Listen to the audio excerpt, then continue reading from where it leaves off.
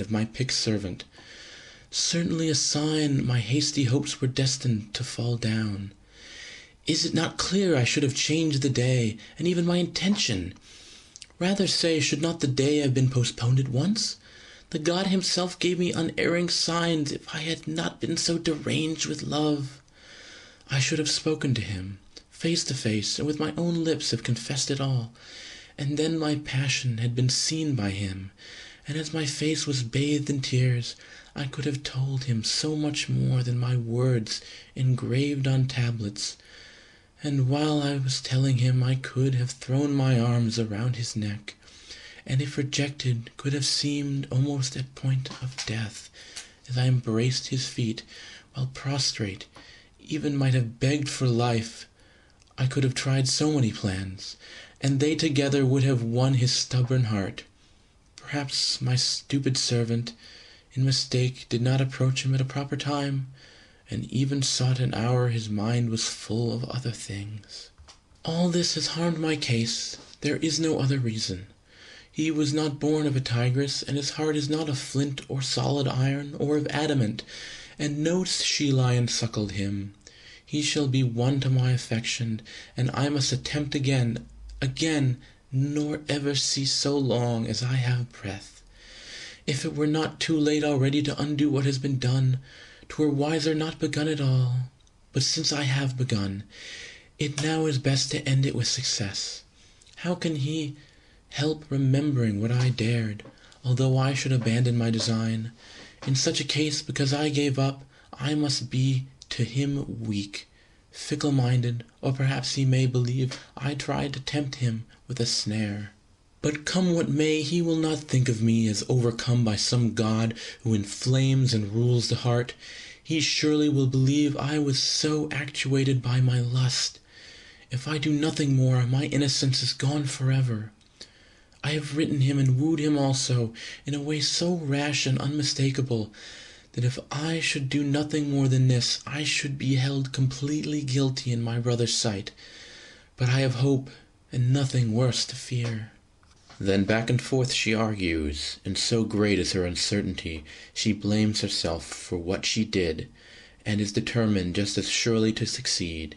She tries all arts, but is repeatedly repulsed by him, until unable to control her ways, her brother in despair fled from the shame of her designs, and in another land he founded a new city. Then, they say, the wretched daughter of Meletus lost control of reason. She wrenched from her breast her garments, and quite frantic, beat her arms, and publicly proclaims unhallowed love. Grown desperate, she left her hated home, her native land, and followed the loved steps of her departed brother.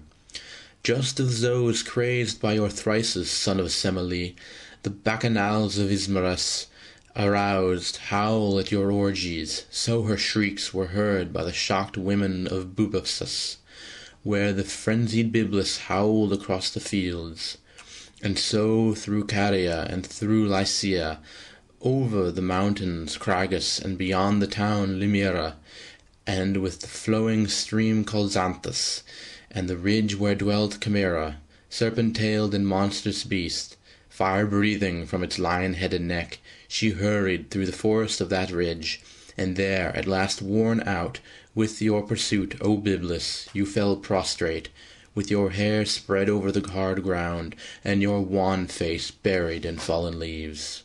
Although the young, still tender-hearted nymphs of Lageles advised her fondly how to cure her love, and offered comfort to her heedless heart, and even lifted her in their soft arms, without an answer, Byblis fell from them, and clutched the green herbs with her fingers, while her tears continued to fall on the grass. They say the weeping naiads gave to her a vein of tears which always flows there from her sorrows.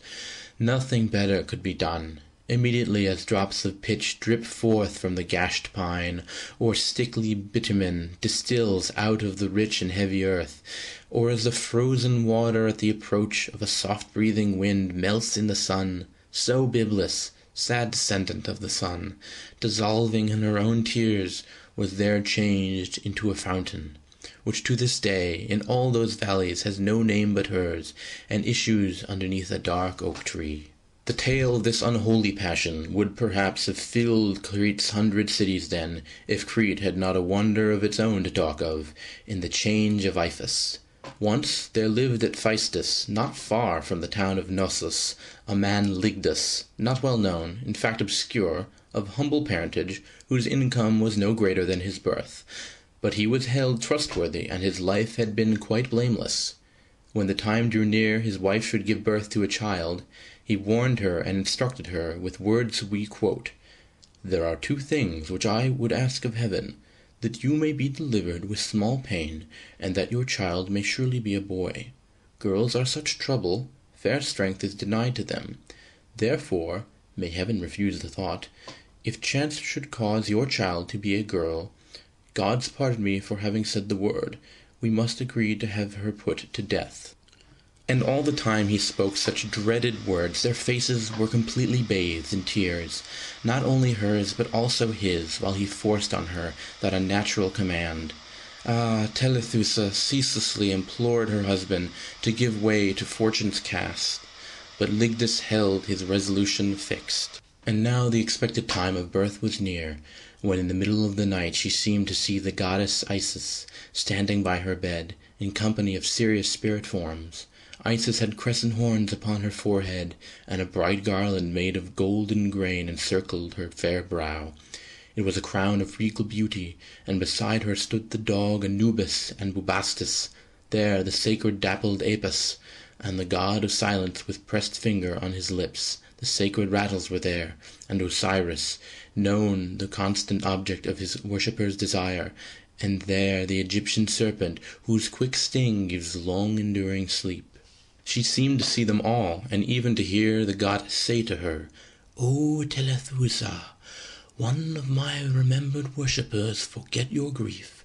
Your husband's orders need not be obeyed, and when Lucina has delivered you, save and bring up your child, if either boy or girl. I am the goddess who brings help to all who call upon me, and you shall never complain of me that you adored a thankless deity." So she advised, by vision were the sad mother, and left her.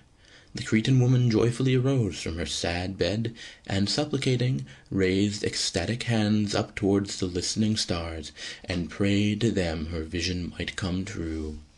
Soon, when her pains gave birth, the mother knew her infant was a girl. The father had no knowledge of it, as he was not there. Intending to deceive, the mother said, "Feed the dear boy." All things had favored her deceit. No one except the trusted nurse knew of it, and the father paid his vows and named the child after its grandfather, whose name was honored Iphis. Hearing it so called, the mother could not but rejoice, because her child was given a name of common gender, and she could use it with no more deceit. She took good care to dress it as a boy, and either as a boy or girl its face must always be accounted lovable. And so she grew. 10 years and 3 had gone, and then your father found a bride for you, O Iphis, promised you should take to wife the golden-haired Ianthe, praised by all the women of Phaestus for the dower of her unequalled beauty, and well known, the daughter of a Cretan named Telestes. Of equal age and equal loveliness, they had received from the same teachers all instruction in their childish rudiments. So unsuspected love had filled their hearts with equal longing. But how different! Ianthe waits in confidence and hope the ceremonial is agreed upon, and is quite certain she will wed a man. But Iphis is in love without one hope of passion's ecstasy, the thought of which only increased her flame, and she, a girl, is burnt with passion for another girl. She hardly can hold back her tears, and says, "Oh, what will be the awful dreaded end, with such a monstrous love compelling me? If the gods should wish to save me, certainly they should have saved me. But if their desire was for my ruin, still they should have given some natural suffering of humanity. The passion for a cow does not inflame a cow. No mare has ever sought another mare. The ram inflames the ewe, and every doe follows a chosen stag. So also birds are mated, and in all the animal world no female ever feels love-passion for another female. Why is it in me? Monstrosities are natural to Crete. The daughter of the sun there loved the bull. It was a female's love for